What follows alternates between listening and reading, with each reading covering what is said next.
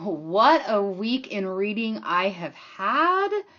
Oh my gosh, I had some highs and then I had some kind of lows, but you guys, wait till you hear what I actually read this week.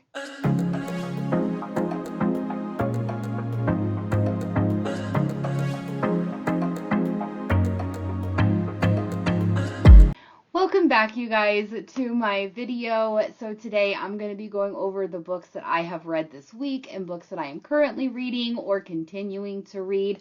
And definitely check my description box below. Make sure that you follow me on all of my social media. Join my Patreon. It's right around the corner. Book club is starting up again. A lot of good things. Can't wait to, read with you guys.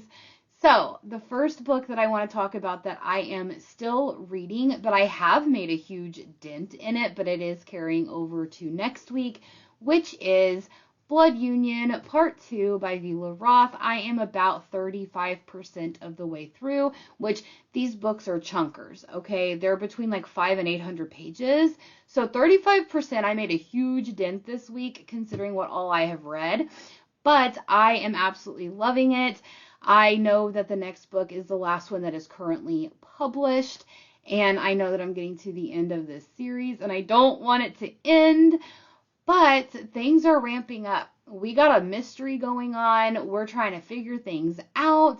We are separated from our loved ones, and so I'm like, how are they going to survive?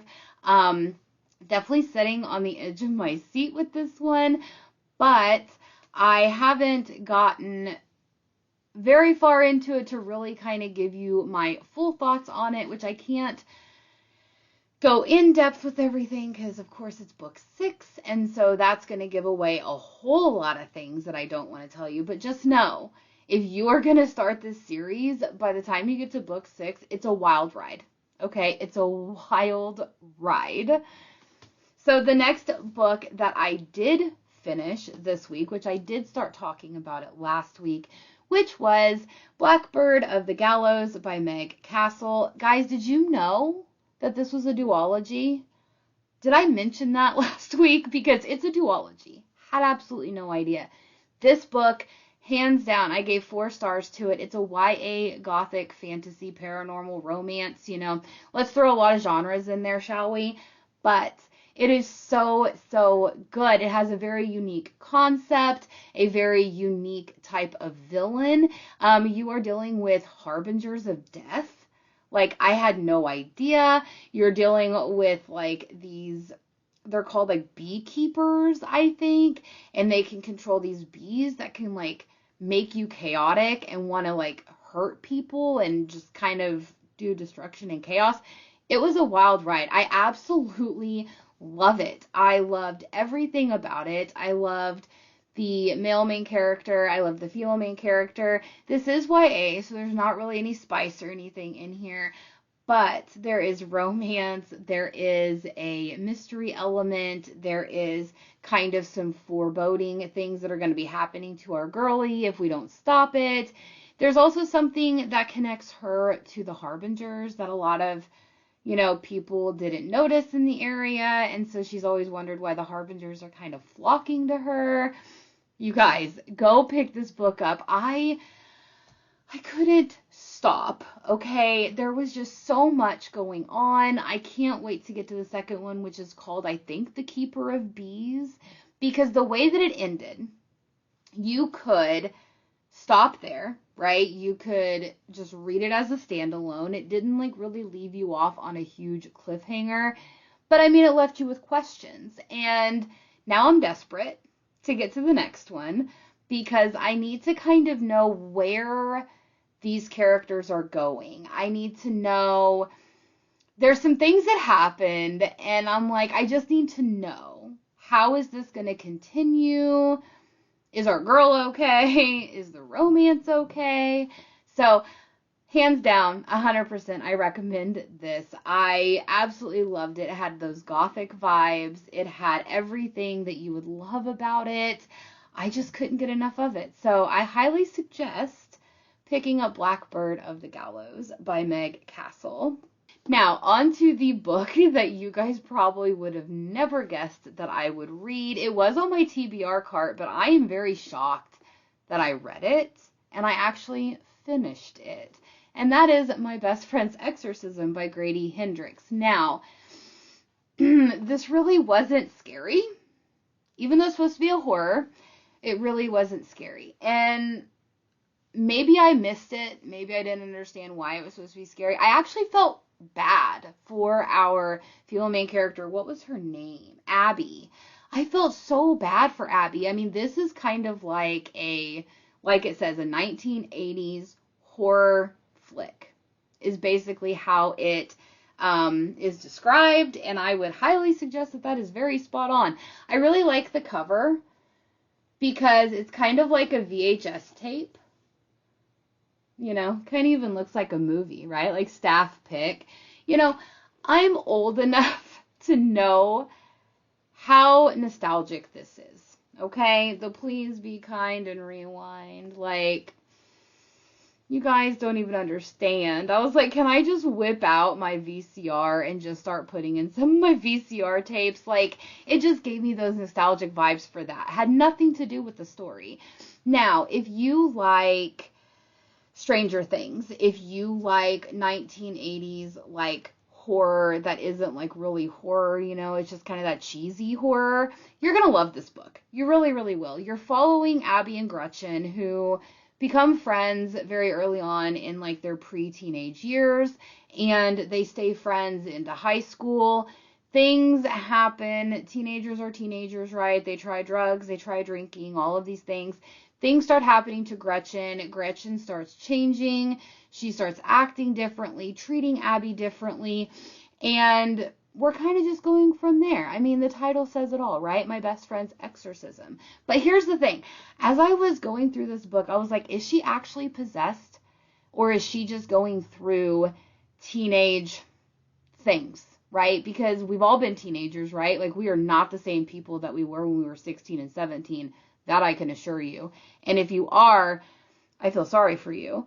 But we all were there. We were over dramatic. We were extra dramatic. We, you know, thought the world was ending. We were mean to our friends because, you know, we were just mean back then. You know, we were bullies. We got bullied. I mean, all of these things, if you grew up in the late 80s and the 90s like I did, you know. I mean, it just happened. It wasn't like it is nowadays. And, you know, you just kind of went with the flow. And I just kept thinking, like, Gretchen, honey, are you just going through some teenage things? Are your hormones just not setting right? Like, what is happening? Because the things that was happening, I didn't really think was, like, horror or would cause for, like, an exorcism type of thing. But then Abby is so, like, yes, it is, right? Like, this is not Gretchen. And poor Abby is treated horrible by everybody. She's almost expelled from school. I mean, just wild. So if you want to definitely read this, it was a mind game. I can't say what I really wanted to say, but you know what I wanted to say. It definitely messed with me. 100%, it messed with me. So, I mean, I gave it a 3-star. It was good for what it was, but I don't think I like Grady Hendrix's writing. I don't think that I like their storytelling, so I don't think I'm going to pick up another Grady Hendrix book. But it was decent for what it was. Definitely nothing overstimulating, but it was still decent. All right, so on to the final book that I did finish this week, which is my reread of Haunting Adeline by H.D. Carlton. You guys, I decided to not read it physically, and I decided to listen to it on audio. I'm so glad I did. So glad, because one of my favorite male audio narrators is Teddy Hamilton. And guess who is in here? Teddy Hamilton.